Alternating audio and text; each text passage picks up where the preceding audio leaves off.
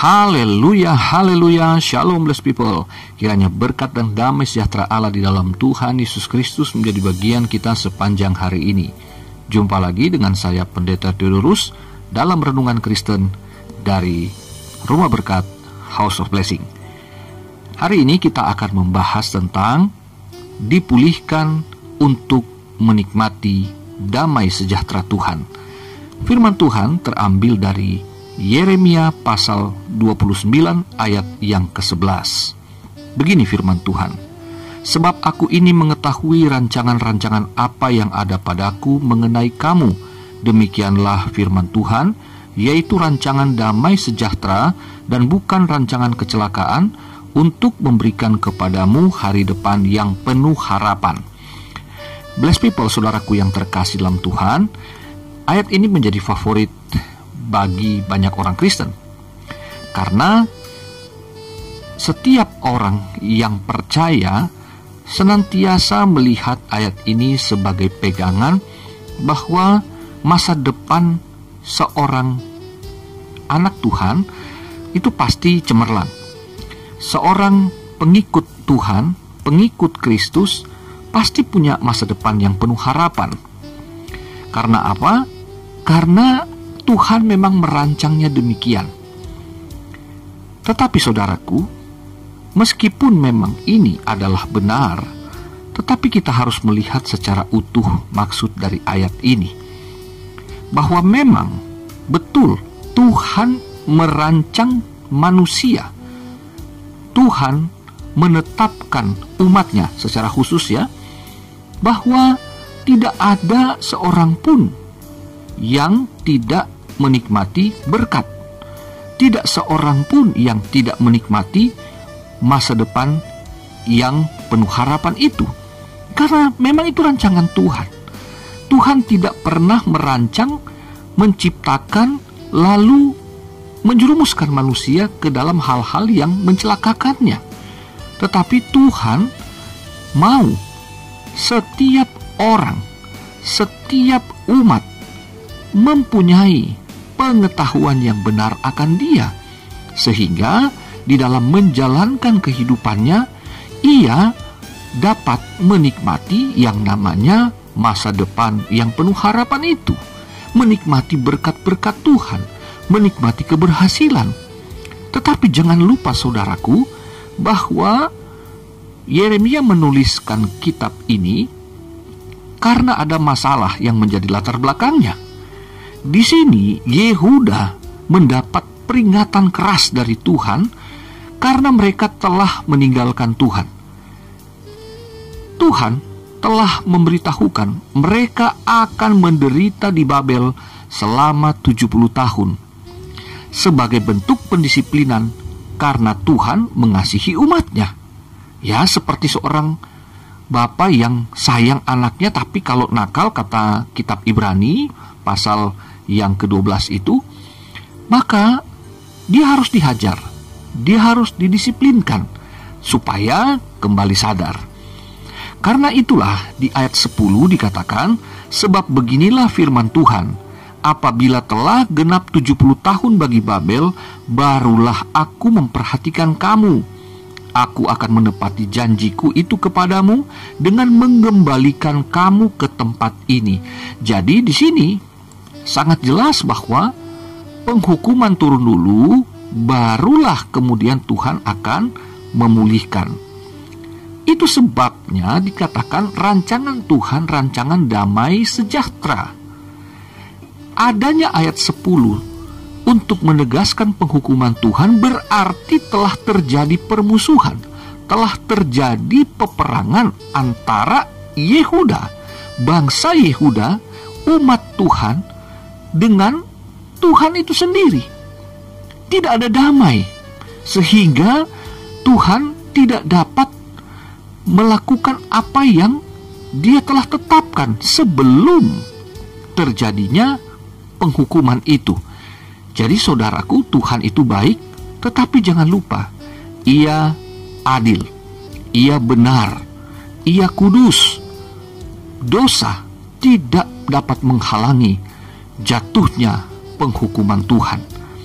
Dan kasih karunia Tuhan di sini dinyatakan ternyata lebih besar daripada penghukumannya.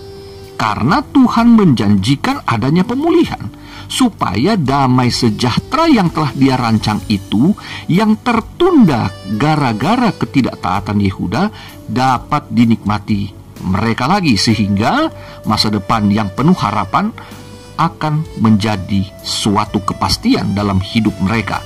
Nah, ada syarat di situ yang disampaikan oleh Tuhan untuk Yehuda menikmati hari depan yang penuh harapan dalam damai sejahteranya itu. Di ayat 12 dikatakan, "Dan apabila kamu berseru dan datang untuk berdoa kepadaku, maka aku akan mendengarkan kamu." Ayat 13, "Apabila kamu mencari aku, kamu akan menemukan aku. Apabila kamu menanyakan aku dengan segenap hati." Ayat 14, "Aku akan memberi kamu menemukan aku. Demikianlah firman Tuhan. Dan aku akan memulihkan keadaanmu dan mengumpulkan kamu dari antara segala bangsa dan dari segala tempat kemana kamu telah kucerai-beraikan. Demikianlah firman Tuhan. Dan aku akan mengembalikan kamu ke tempat yang dari mana aku telah membuang kamu." Lihat, di sini ada suatu syarat yang diajukan Tuhan. Dan di situ Tuhan juga menjamin respon yang pasti dari Dia. Kalau berseru, kalau datang berdoa, Tuhan memastikan Dia mendengarkan umatnya. Kalau mencari Tuhan, Dia menjamin umatnya pasti menemukan Dia. Kalau bertanya kepada Tuhan dengan segenap hati, ini kuncinya, dengan segenap hati, jadi bukan pura-pura. Nah, apa sih maksudnya? Bahwa Tuhan inginkan pertobatan yang sungguh-sungguh. Jadi bukan sekedar, ya sorry deh, saya salah, maafin saya ya. Ya seperti kalau kita berhubungan dengan sesama manusia, yang kadang-kadang bukan karena kesadaran, keinsafan, tetapi sekedar suatu basa-basi supaya sudah masalah cepat selesai. Enggak begitu, saudaraku. Bahwa dosa di mata Tuhan sangatlah serius, karena dosa selalu berimplikasi kepada kematian. Itu sebabnya Tuhan menjamin bahwa Dia akan memulihkan Yehuda yang terancam punah kalau tidak bertobat, supaya mereka dapat menikmati berkat-berkat yang Tuhan siapkan bagi mereka. Ya, jadi saudaraku, bukannya Tuhan tidak memberkati, tetapi seringkali Tuhan inginkan kesadaran, sehingga mereka datang kepada Tuhan dengan segenap hati. Kita juga umat Kristen hari ini, Tuhan inginkan kita mendatangi Dia dengan kerendahan hati, mengakui dosa-dosa kita, sehingga kita semua mengalami pemulihan. Kalau sudah terjadi pemulihan, berarti sudah terjadinya pendamaian kedua belah pihak. Dengan demikian ada damai. Jadi pendamaian itu akhirnya menghasilkan kesejahteraan juga. Jangan lupa saudaraku, setiap Natal kita dengarkan khotbah dari Yesaya pasal 9 ayat yang kelima, bahwa salah satu nama daripada anak yang dijanjikan, Mesias yang dijanjikan, adalah Raja Damai.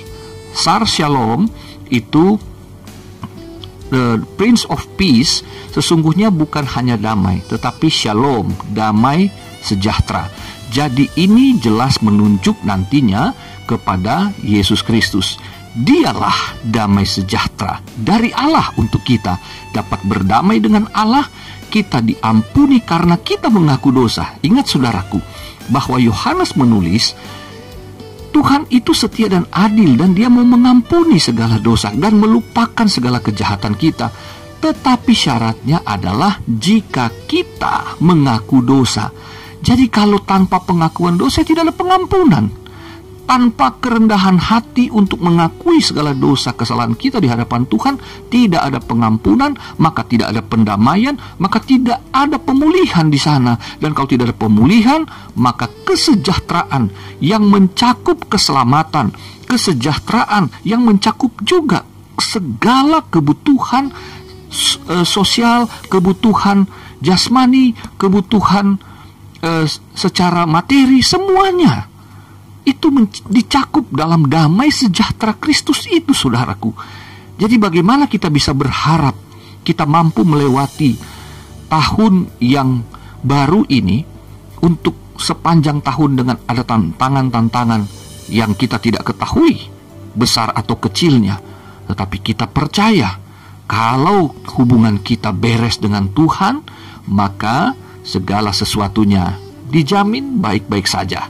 Ya, jadi tahun yang lalu kalau kita ingat, kita punya banyak kelemahan, punya banyak kesalahan, punya banyak kelalaian, punya banyak dusta, nggak jujur di hadapan Tuhan. Mari kita bertobat, akui dengan segenap hati. Maka percayalah firman Tuhan ini pasti terjadi.